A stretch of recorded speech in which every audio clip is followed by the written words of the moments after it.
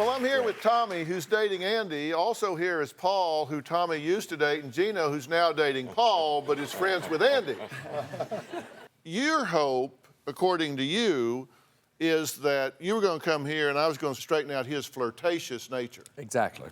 Exactly. So I was going to fix him. Nip it in the bud. Can I jump in here, though, and say that you don't really have to have a flirtatious nature to be on the defensive end of some of Tommy's jealousness, because I wasn't doing anything when I was getting a lot of the flack from Tommy in our relationship many years ago. I got you. Dr. Phil, Gino and I've never met Gino until September of 2010. We immediately hit it off, and we just had that little connection. I don't talk with him outside. Is that paying you to hear that?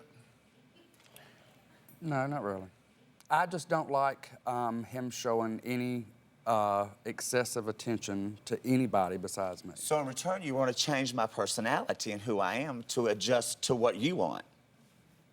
Well, and ultimately, that's what I'd like to do, but I know that's not going to. I know that's not going to work. I mean, I know that that's not going to work. This isn't at all about your partner, is it? Because it's been about every other partner you've ever had as well. So it's not about your personality. You could change and be 10 levels below your current level of engagement and energy and vibrant interactions and all of that.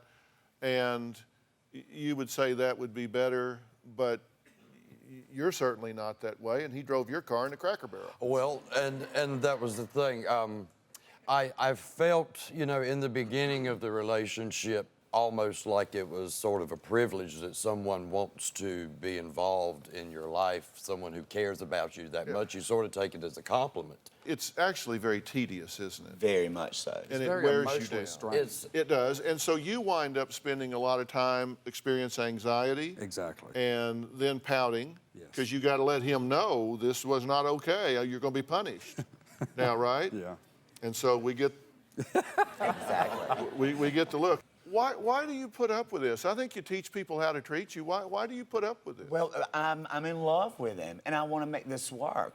At this point, he says he's in love with you, but you know you're going to blow it, right? This is going to. I feel that way. You've got to be honest enough with yourself to say it's not about him. It's not about what Paul did. It's not about what's happening between these two. It's not about anything. This is something that comes from the inside out, and it has to do with a lack of security. It has to do with a lack of self-esteem. It has to do with a lack of self-worth.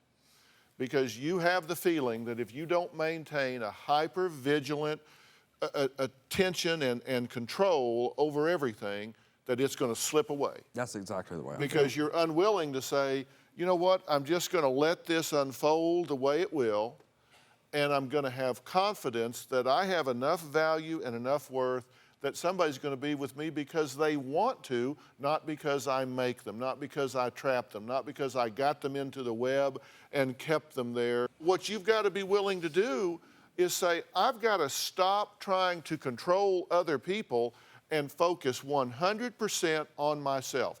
This is an anxiety neurosis that you have, in my opinion. And if you can learn to dissipate the anxiety, if you can learn to trust yourself enough to let some rope out and say, wow, people didn't run away, you're going to feel like you won the lottery.